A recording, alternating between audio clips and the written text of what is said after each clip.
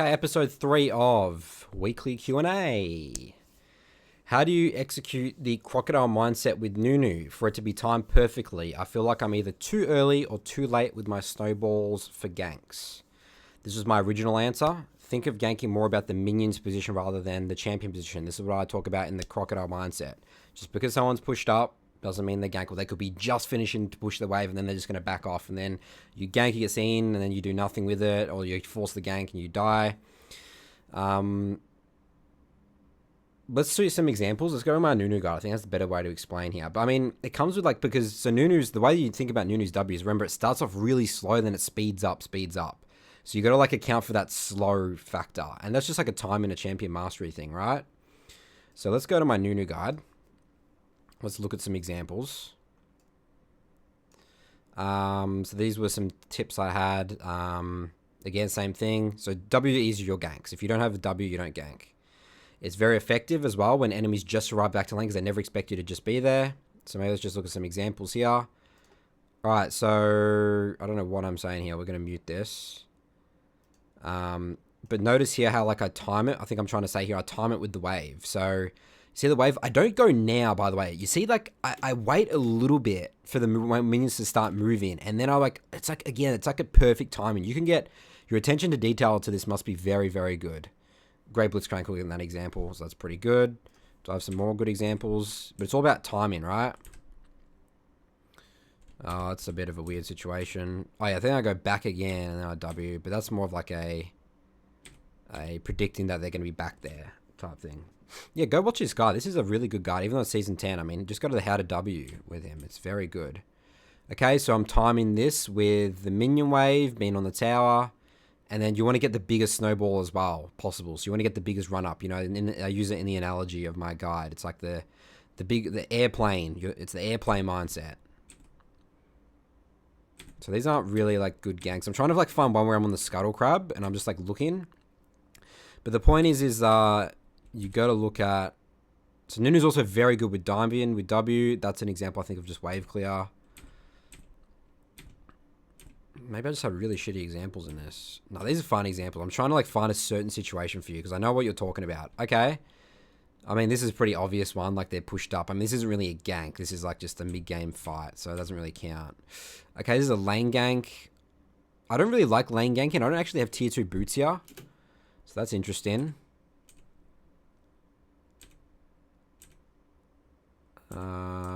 I guess that this is more of an example of mid-game snowball usage, and maybe I thought it was just self-explanatory, but there you go. That gives some things to help. I mean, come to review sessions, we can break down Nunu ganks, but the way you gank in general is just, you got to think about the minions, what they're keeping into, again, the Crocodile mindset, right? I even say here, I need specific examples. This is hard to describe with words, and you're not going to learn properly just by with words, but that's the general premise.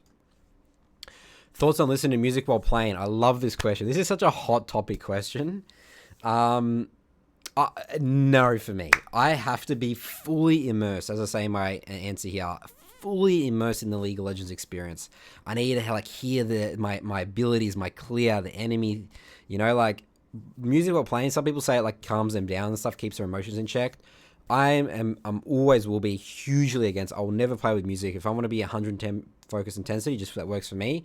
No music at all. The thing with music as well, guys, is that when you listen to a song a lot and you for a long time, and then 5-6 years later you can listen to that song. It's oh, that's that song, and then you actually think back to a time. It's what you were doing when you listen to that song. It's an era of your life. If you have a certain playlist or a certain mood when you listen to a song, let's say for a specific playlist, your brain will start hearing the song, and then it will be oh, this is the song that I used to travel. I just relax on a bus with.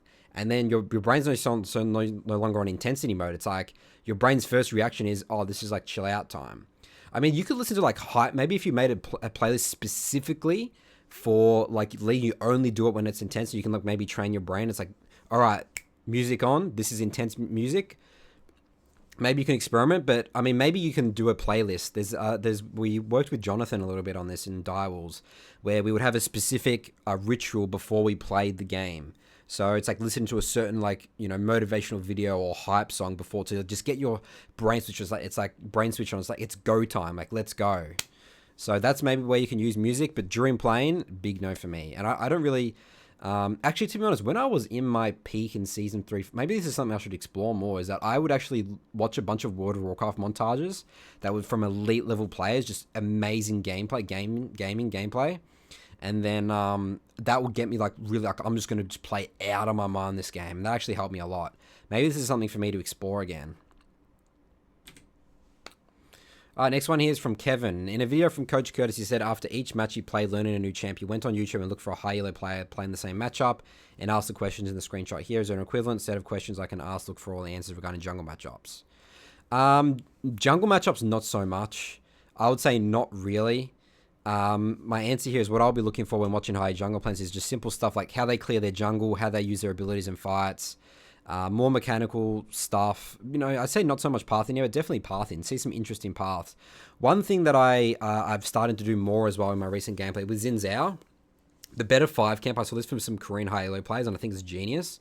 When you start blue, you do blue, Gromp, Wolves, red, then Krugs, and you skip your Raptors, you 5 camp. That because the Krugs gives you more experience in gold, and just the way where Krugs is a position on the map, I have to like go out of my way to get them, but I can just come back and take my Raptors. And also I'm going to be defending top side anyway, because they're going to be their top side to get the crab, so it's not like I'm going to get counter juggled on Raptors, right? So I thought that's interesting that I found from a Korean high level player, and I found it was just amazing. It just felt so nice. I was so healthy and experienced and gold wise. So matchup, no, not really looking for matchups at all. I'll purely just look at for how to play the champion. Next one here is from Philip. I wish someone would make a spreadsheet or something of different matchups like tricks, intricacies, power, spikes, goals for each matchup I meant for laning. I'd like to be able to refer to that so I can understand my matchups. My original answer here was honestly it can be a trap, especially for lower elo. Chaos. So basically what I'm trying to say is I don't want you to follow like a rigid way of thinking. I mean, again, I guess this sort of just comes from... I mean, maybe I even disagree a little bit with this answer here. I mean, I think it'll be handy for some things here, for goals for other champs. I mean, this is something that I think you can just, like, I'd rather you focus on, like, your own jungle fundamentals. And then, like, in terms of fights, like, you review the fights after and be like, okay, this was a good fight. For example, we did a review this morning where we were playing, he was against a Zara. And he decided to fight in a choke point, and that's her strength. Zara loves to fight in choke points because she can like get everyone grouped up with the ult and her, you know, her root and all that sort of stuff.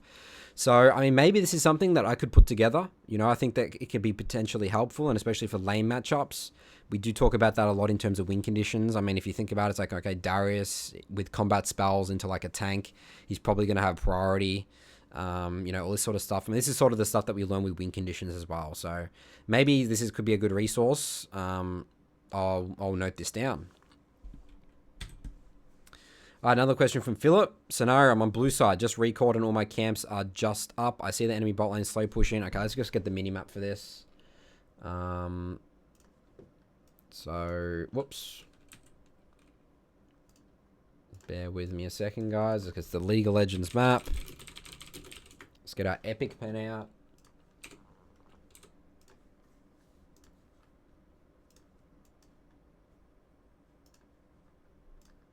Whoops. Alright, here we go. Alright, so what's the situation? He's on blue side. So he started blue side. I just recalled and all my camps are just up. I see the enemy bot lane slow push into our bot tower with a high chance of skirmish dive. What's the best option for his start at Gromp? Okay, so he's saying here his bot lane is pushing up, or the enemy bot lane is pushing here, and then your camps are up there. So you want to, like, you know, clear from top to bot. This is a very common scenario. Depends how, so it depends where the enemy junglers, depends if you feel like they're so this says they're slow pushing. Depends how big of a win condition it is. It depends what champion you're playing. Like if you're playing Diana here, I probably would still just full clear. But if you're playing like a ganking jungle, like Elise or Rek'Sai, and you've burnt the summoner spells, then like you should just go straight there 100%. Because it depends how much of a win condition it is for you. I mean, this is always the battle was like skipping camps to impact. You just got to think about the impact and the percentage of it. Let's say if you've got a Ezreal Yumi, okay? And this is like a Draven Blitz. I probably wouldn't still be going here, you know, unless they're like 10% health and you know they're going to get dived. You know what I mean? Here's a fat pen. So yeah, unless they're like 10% health and they're going to get dived, then maybe you can go there. But then you need to assess whether you're going to make it there on time. Yeah, so as I said in the questionnaire, we need to look at specific summoner spells, win condition, how far ahead or behind they are. There's a lot of factors that go into this. Next one's from Alistair. At what point do you balance counter picking with comfort pick? I feel like I can take on most between my mains, but some matchups, if they fall out, can, even if I'm banned the right way. Should I try to refine on strictly those 4? All right, so depends what... So Alistair, I think Alistair is silver asking this question. If you're silver, just no. Champion your mastery. Don't play to counter pick. Counter picking even with champ mastery and high elo, I mean, I don't really... I mean, counter picking, yeah, okay. So maybe in Challenger and Grandmaster stuff, counter picking is important. But, you know, silver, absolutely not. So the person that, Alistair asking this question, Alistair, I'm just going to say, champ mastery, stick to that. Do not think about counter picking at all. I mean, obviously, maybe of your pool, you can think about which ones are better into other champs, but no. So then the other thing is that, yeah, in high elo, you know, you have a bit more wider champ pool. You know, pick to counter pick. And yeah, sometimes it's such a toxic trap to get into the counter picking. I sometimes fall into this in my own games, and I'm just like, I'm playing the game, I'm like it's like even, and then like a team fight breaks out, and like just play the champion not as well as I would have on my main. I'm like, God, if I was just playing like, you know, Rek'Sai here. Oh, sorry, man, that's not a good example. Let's say Eve in this game. It's like, oh man, I could just win this game, you know. And sometimes it really fucks with your head a little bit.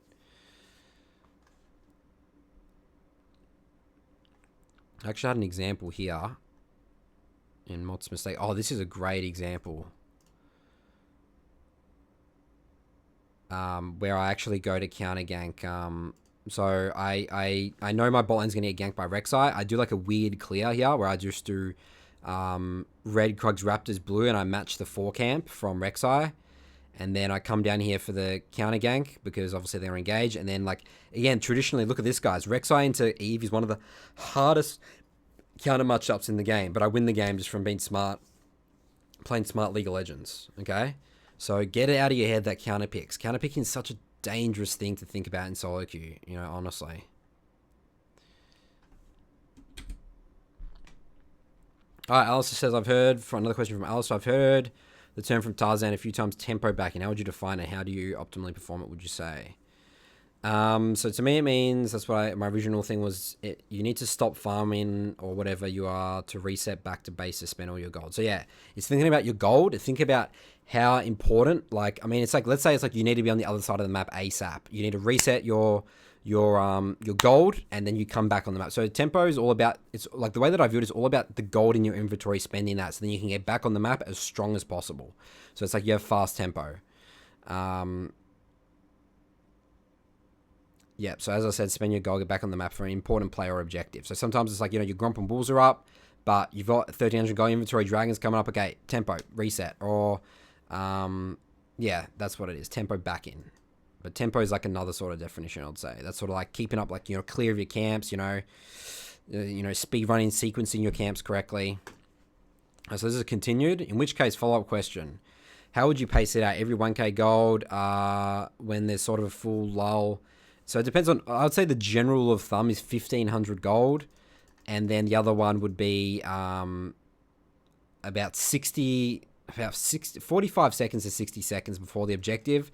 But if it's a really important objective later in the game, like, you got to be there like a minute 30 in advance to set up vision, you know? That's like best case scenarios. As I said, 1500 gold's usually my point.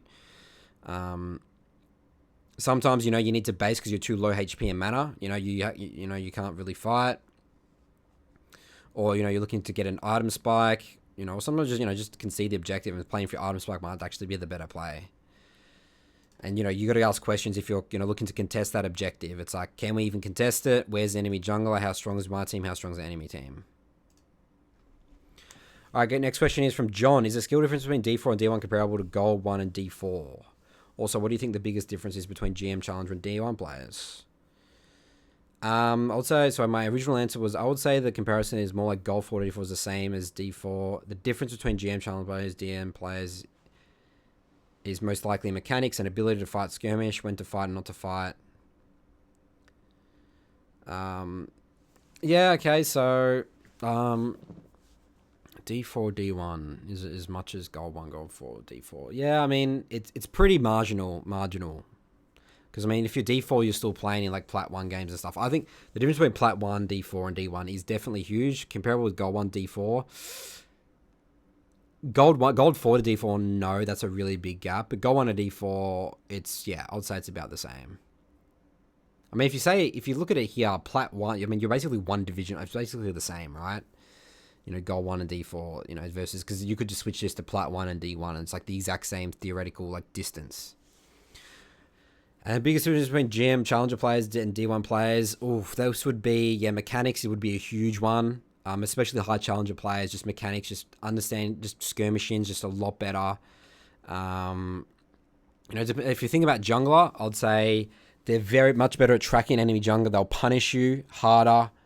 D1 players, sometimes they can do it, but they get sloppy. They're not It's all about consistency, I'd say. I'll say D1 players are really inconsistent. They can play they can feel like a Challenger player one game, and then the other game they just play like at a diamond level, and then that really shows why they're like diamond 1. And then John says, there's a skill difference between... sorry, that's the same question. All right, Max, what are your thoughts on third-party programs like Porofessor and Blitz? Personally, never use them. Never even thought about use them. I know that like Blitz has like a little CS track count thing. I really think that's really pointless. And like tracking, and think it has like timers on camps. Like this is stuff we really should be like doing ourselves. I mean, maybe it's a little bit like a training wheels thing. Maybe when you like first start the game. But if you're looking to climb, I mean, I just don't really think they're necessary. Maybe it can be like a little maybe I have a fixed mindset towards it. But yeah. I mean, what I say here is I feel like the stats. Oh yeah, the Professor GG. Is that the one where you look up your teammates? Oh, that is the worst. That's horrible. That gets you in such a bad mindset. I'm so against that. I never look up my teammates before games. You know, like I could maybe gain so much more elo for it. And like not lose as much elo. But then the way that I view it is that mentally it makes me weak.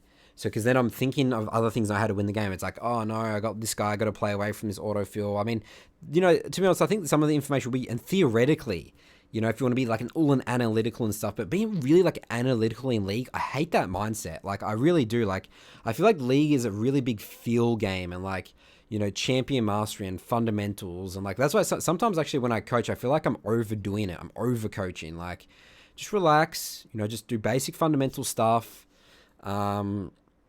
You know, just relax, you know, and like the moment you start like getting into the details, like, oh, they autofilled, or this person doesn't main this champion, this, like, it just pollutes your brain. Like, it just, it's really dirty to me. So, yeah, I am really against it. No, it's a no for me. Especially looking at, as I said, teammates' win rates. That's bad. I mean, yeah. Maybe like Curtis and I had this argument talking about high elo, looking at auto, like if you get like an autofill this person versus like someone else, it's pretty bad. But like, yeah, I mean, again, maybe I should do it, but I just personally don't. Now maybe you know, maybe I'm minus a couple hundred LP for that, but I think that doesn't really evolve because I am not, you know, like currently I'm 450 LP Grandmaster. I don't think there's any. I'm confused why I'm there at all. It's definitely not because I don't dodge autofills, okay? I'm definitely not at Challenger level yet. Max, how do you win a 4v5? I've done it a couple of times. Just stalling the game out long enough where you can pick and then try push objectives. I don't know really why I had this in there. I mean, come on, guys, 4v5. I mean, how often? Is that from start to finish? I mean, don't even really think about it. But to give you an answer, you got to make sure it doesn't get to late game. You're going to make a way to get out of control in the early game. Because the longer the game goes, people have more items, you can carry the game sort of less. You sort of need your team, especially for these team fights around objectives. Because people are still laning, people aren't grouped up, so you can just get pick after pick after pick and get, you know. So you try and get every objective and maybe make the enemy team tilt. But, you know, as I said, this is not realistic for, you know, sort of like a question that we don't really need to ask.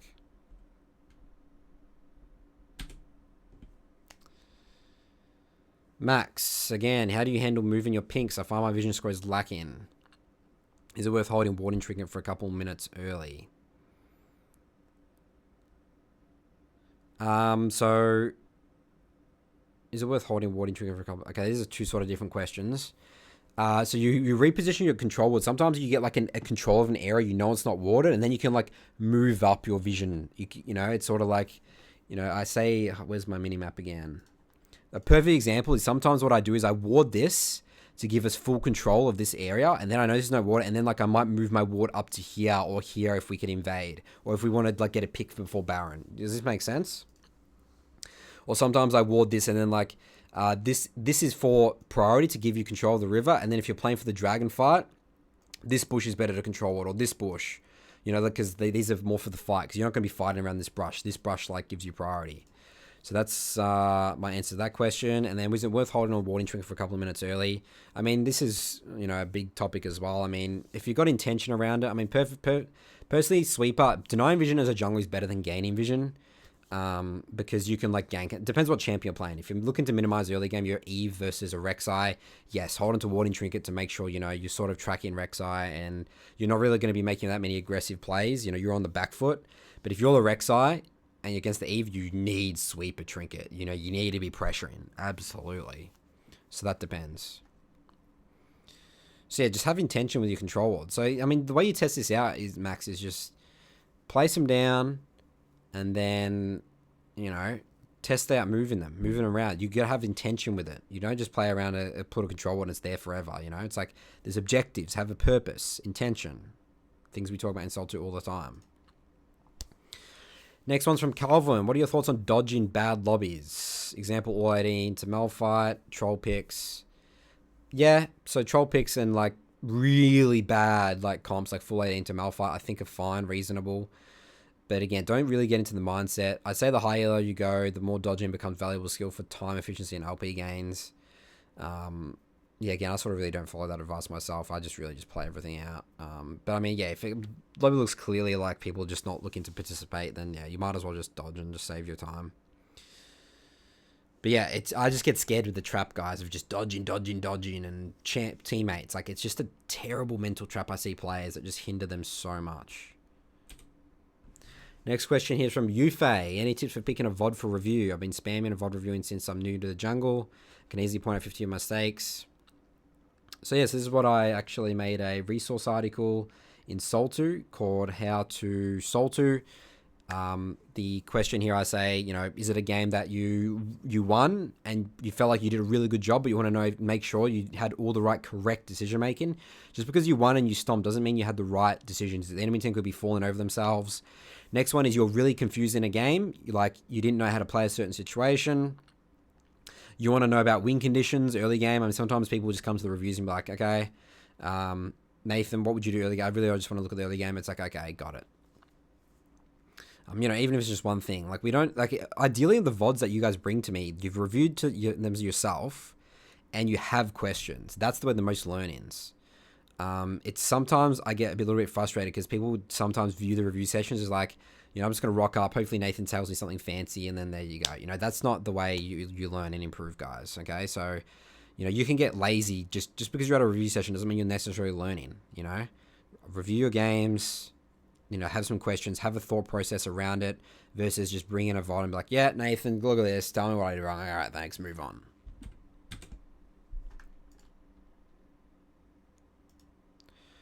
All right, next one here is from John. LS has stated several times that players handicap themselves by learning jungle without first playing a solo lane to a high level because they eventually stall out due to not knowing any lane mechanics. Yeah, I think there's value in it. I've never done it. So I've learned lane mechanics just from sort of just test and learn and like, oh, this gank doesn't work out. This win condition works here and here. I think to get to the highest level of the game, if you want to be a world champion, be a professional player, this is important. But, you know, if you just want to make it to challenger, I mean, I think you can make it to challenge without playing lane. I mean, I've done it, you know. So, yeah. So I've never really properly learned how to lane. I built so that's what I said here. I built intuition on what laners are going to do. I don't think it's necessary, but I think it would definitely help. As he said, he used the word handicap themselves. Yeah. Okay, next question is, how did you say Wolves were the only camp you would skip if you had to? I was having a discussion with a couple of people, and when I said I always take Krugs, and they said I'm inefficient with my pathing because Krugs take so long to clear and as far away, should skip Krugs instead. What do you say about this? I said I disagree because they give the most going experience. So this is the way you view Krugs. So, I mean, to be honest, I think I'll probably, say Wolves and Krugs are more camps you can skip. I sort of agree, but in my mind, I'm always thinking about how can I get an opportunity to get Krugs. When people say this, they say, Nathan, high-level players that skip Krugs, it's because they have intention for it, guys. A lot of the time when I'm reviewing VODs, people are skipping their Krugs, and I'm like, for what? What's going on here? What do you see here? So, get experience and gold, guys, Let's go. If you're playing an early aggressive jungler, yes, obviously you can skip Krugs a lot, and Wolves potentially as well. The key camps are probably Raptors to deny from them from enemy team counter jungling them, and then your Gromp. If your Gromp is very, especially, I mean, if you're playing those champs, you play like Elise and Rek'Sai, you're single targets. You're going to eat through that camp anyway. So my original answer was Krugs is the most experience in gold. They're right in saying it takes us far away from lanes. Taking Krugs the right times, yeah. Again, taking your Krugs more than enemy team, that's more than enemy jungler. That's how you get huge experience in gold leads. Because let's say, especially in low elo, they'll just be skipping it all the time because they follow this sort of advice. It's, as I said, it's like a puzzle, a problem you need to solve, and sometimes there's no solution. You have to go help your team. Next, so this is the last one we'll do. Joseph, would you consider Eve to be better for climbing? Are there any disadvantages I should consider, just based off principles that we're working with? If we have, not trying to be toxic, but if we're in the same game state where and behind on the team has given up, being able to carry them would be better than convincing them to keep trying. Yeah, I don't like this question at all, Joseph. You don't think about it. What champion do you enjoy better? Hecarim and Eve. They have their strengths and weaknesses. Play towards their strengths and weaknesses. Both are very effective for carrying. I would say it depends on the meta as well. I would say right now on season 11, 11.4, I'd say Eve's probably a little bit better, but Hecarim again still fine.